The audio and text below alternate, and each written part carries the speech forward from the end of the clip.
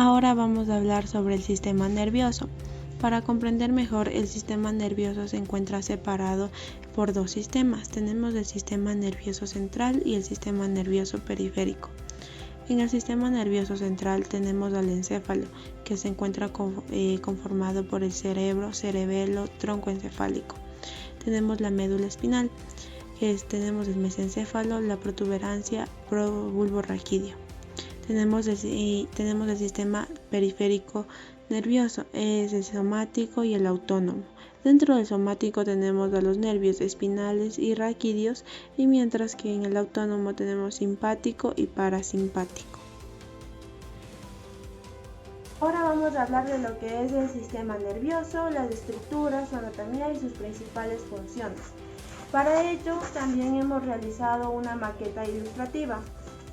Tenemos aquí, para entender el sistema nervioso tenemos que conocer que se encuentra una clasificación, pero para hoy día vamos a hablar del cerebro.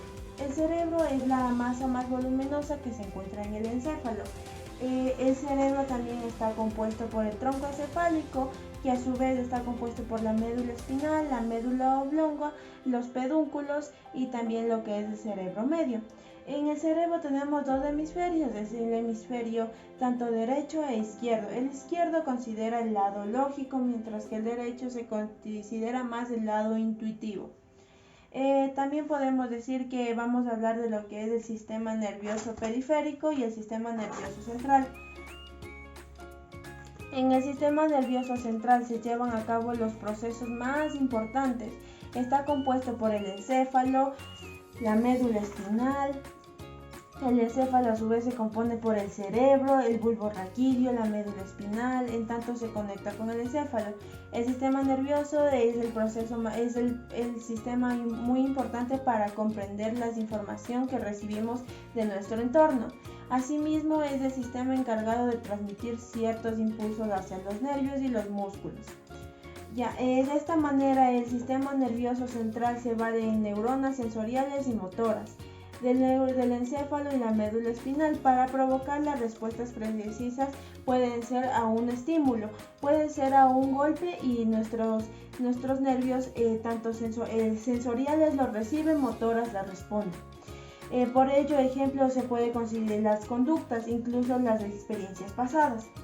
Lo importante del sistema nervioso central es la capacidad de controlar las funciones corporales y desarrollar algunas actividades.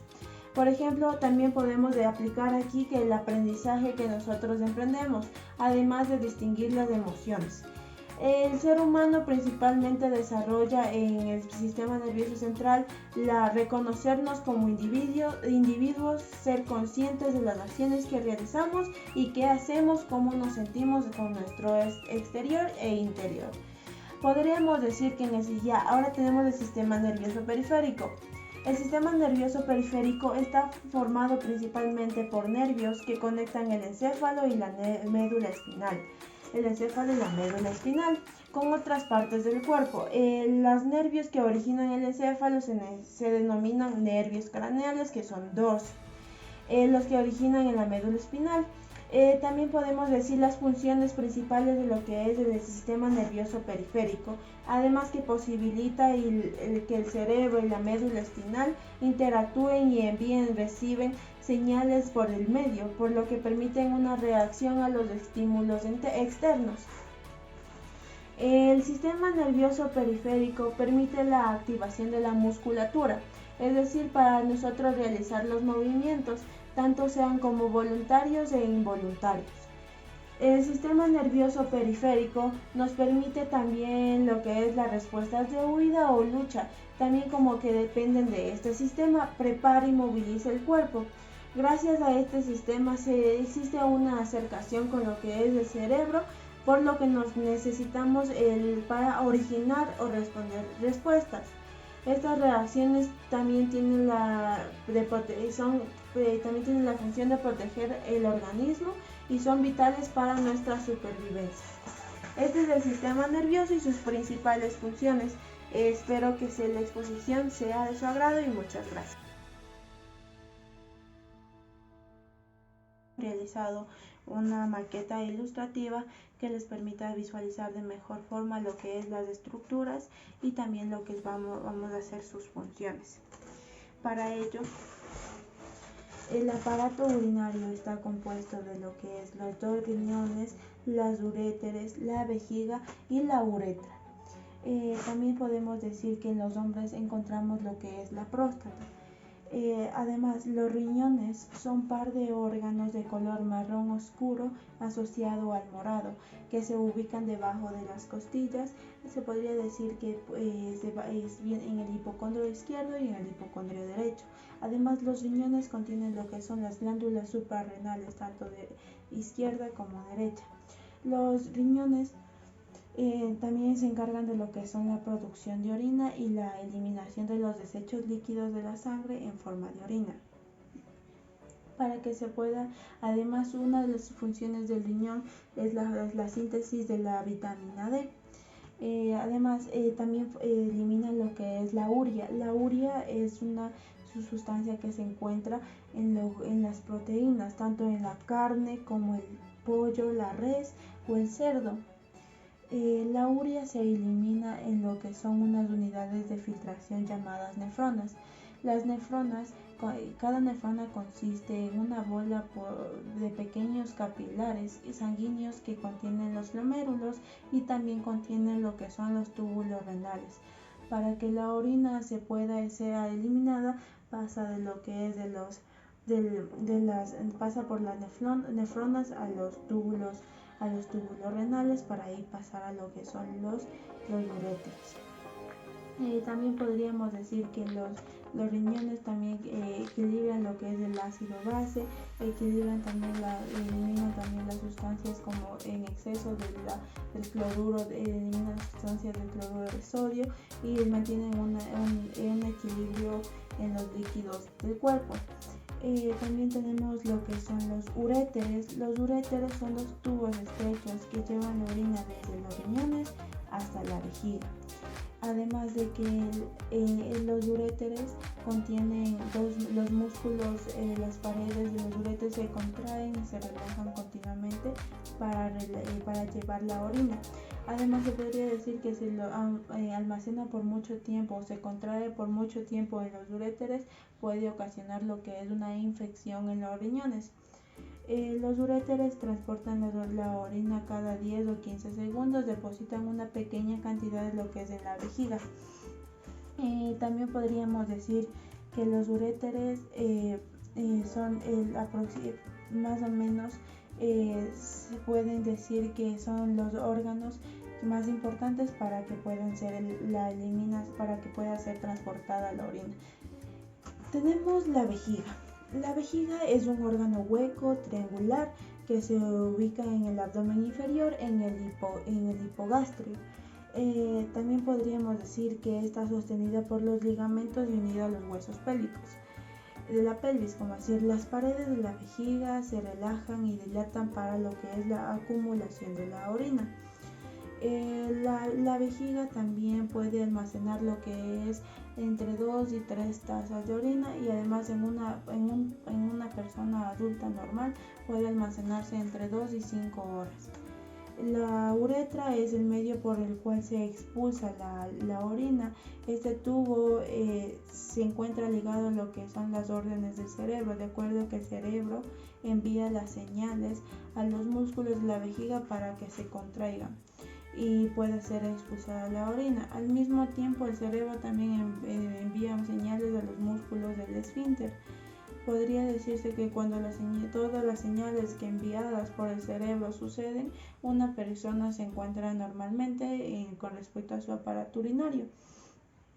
También podríamos decir que el envejecimiento y tanto como lo que es al pasar de los años, los riñones disminuyen de tamaño y también se reduce lo que son la filtración glomerular y en el flujo sanguíneo. También una de las principales enfermedades asociadas a lo que es el aparato urinario son las infecciones renales y también lo que son las polactiuria, es decir, el aumento de la frecuencia miccional.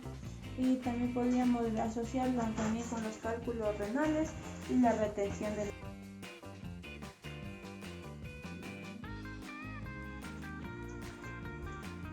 Ahora vamos a hablar de lo que es el sistema circulatorio. Para ello también hemos realizado una maqueta ilustrativa con todas las principales venas y arterias del sistema circulatorio. Para conocer primero tenemos que saber que el sistema circulatorio se constituye del corazón y los vasos sanguíneos, como ya lo dijimos, y que mueve la sangre de todo el cuerpo y además realiza algunos procesos como es la circulación mayor o menor o sistemática o pulmonar. El corazón también tenemos que realiza un sistema de conducción que lo vamos a ver más adelante con unas imágenes más ilustrativas. Además de que tenemos que este sistema ayuda a que los tejidos reciban suficiente oxígeno y nutrientes y que también se eliminen las sustancias de desecho. Más adelante vamos a ver lo que es el sistema circulatorio y vamos a ver el corazón, el sistema de conducción y la circulación mayor o menor. Y continuando con la exposición acerca del sistema cardíaco y el sistema circulatorio, vamos a hablar del corazón y sus estructuras principales. Como podemos ver en la pantalla tenemos lo que es el corazón, tenemos en un diagrama de 3D para poder hacerlo de un proceso más dinámico y que podamos entender. Principalmente vamos a comenzar con las partes. Vamos a comenzar con lo que es la aorta ascendente. La aorta ascendente recoge toda la sangre que envía el corazón al resto del cuerpo en cada ciclo cardíaco. Tenemos también lo que es el tronco pulmonar. El tronco pulmonar es también conocido como la arteria pulmonar. Es la arteria por la cual la sangre pasa del ventrículo derecho hacia los pulmones. Tenemos la orejuela derecha. El corazón está dividido en 4 cavidades, 2 aurículas y 2 ventrículos. En cada una de las aurículas se encuentra lo que es una orejuela. En este caso tenemos la orejuela derecha que se encuentra en la aurícula derecha. Tenemos también lo que es el cono arterioso. El cono arterioso se puede dividir en dos.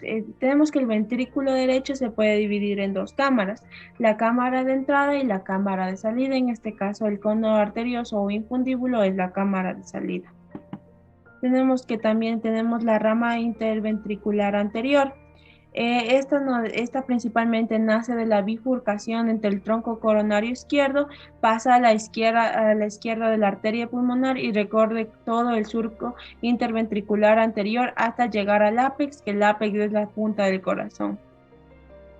Tenemos también la arteria ventricular anterior.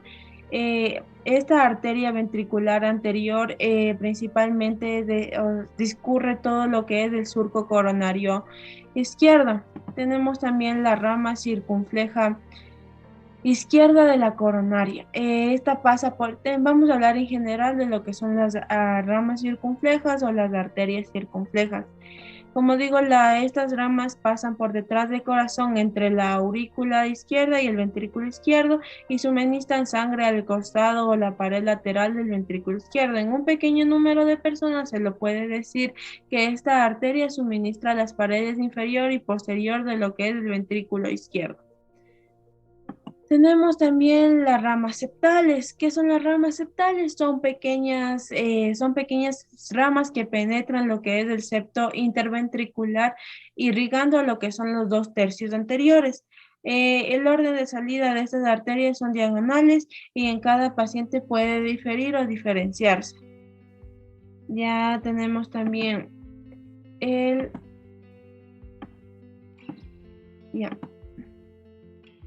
tenemos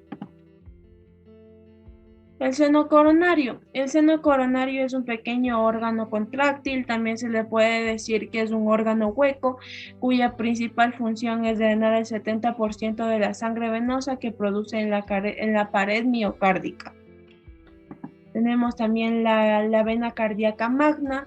Esta se puede decir que es una vena tributaria de la aurícula izquierda y de ambos ventrículos. Tenemos que tiene la vena marginal izquierda, es tamaño considerable y asciende a lo largo del margen izquierdo del corazón. Tenemos la rama marginal derecha, que ya explicamos de las ramas marginales.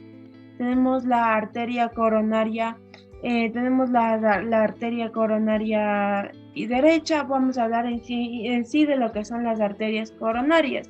Las arterias coronarias, su principal función es suministrar sangre y oxígeno y nutrientes al corazón. También podemos decir que la acumulación de la placa puede estrechar estas arterias, lo que disminuye el flujo de sangre hacia el corazón. Tenemos la rama interventricular posterior. Como les digo, esta rama interventricular posterior o arteria descendente posterior es una rama terminal procedente de la arteria coronaria derecha, que ocurre todo el surco interventricular posterior hasta el vértice del corazón. Tenemos también lo que es la vena cardíaca media. La vena cardíaca media comienza lo que es en el vértice del corazón, se dirige atrás del surco interventricular posterior y desemboca en lo que es cerca de la desembocadura del seno coronario o directo en el atrio derecho. Tenemos las ramas circunflejas, que ya hablamos en sí de lo que es la rama circunfleja en general y su principal función. Esta tenemos la rama circunfleja de la arteria coronaria izquierda.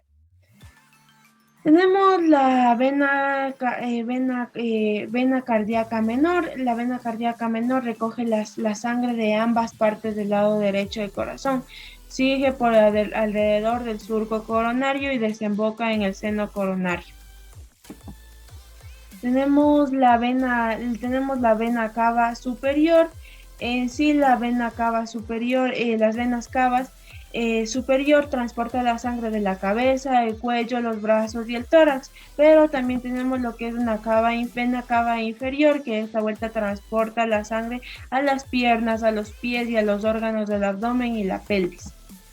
Tenemos las venas pulmonares, que su principal función es llevar la sangre con oxígeno de los pulmones hacia el corazón. Y tenemos la orejuela izquierda, que como yo le dije, tenemos cuatro cavidades, 2 aurículas, 2 ventrículos.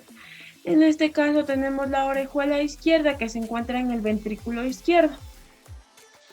Y finalizamos con lo que es las partes del corazón. Esto es para hacer un proceso más dinámico en la explicación. Vamos a seguir. Ok, ahora podemos visualizar lo que es el sistema de conducción. Le voy a hablar acerca del sistema de conducción, pero ¿qué es el sistema de conducción? Son células musculares cardíacas que ubicadas en la pared del corazón, principalmente enviar señales al resto del músculo del corazón para provocar lo que es una contracción. Tenemos varios pasos, es un proceso que debe seguirse. Primeramente tenemos el nódulo sinoauricular. En condiciones normales, la excitación cardíaca comienza en este nódulo. Este se localiza en la aurícula derecha, justo por debajo del orificio o desembocadura de la vena cava superior. Las células del nódulo sinoauricular no tienen un potencial de reposo estable. En lugar de ello, se despolarizan lo que es de forma continua y alcanzan rápidamente lo que es un potencial de umbral. Continuando mediante la conducción a lo largo de las fibras musculares auriculares, el potencial de acción llega a lo que es el nódulo atrioventricular o aurículo ventricular que tenemos aquí. Ya. En este nódulo se localiza en el tabique interauricular delante del orificio de la desembocadura del seno coronario. Desde el nódulo aurículo ventricular, el potencial de acción se dirige a lo que es el fascículo, o conocido como el haz de His, que tenemos acá. En el haz de His es el único sitio donde el potencial de acción puede propagarse desde las aurículas hacia los ventrículos. Y luego de propagarse, el potencial de acción llega a lo que es a las ramas derecha e izquierda, lo que se extienden hasta el tabique interventricular. Finalmente, llegan a lo que es luego de propagarse a lo largo del haz de His, el potencial llega a la derecha e izquierda y luego llegan a las fibras de Purkinje. En las fibras de Purkinje, lo que sucede es rápidamente el potencial de acción desde el vértice cardíaco hacia el resto del miocardio, viaja, luego los ventrículos se contraen y impulsan la sangre hacia las válvulas semilunares. Este en sí es el potencial de acción y el sistema de conducción a lo largo de cómo viaja el potencial de acción y a lo largo de todo el sistema de conducción tenemos que tener en cuenta. Y continuemos.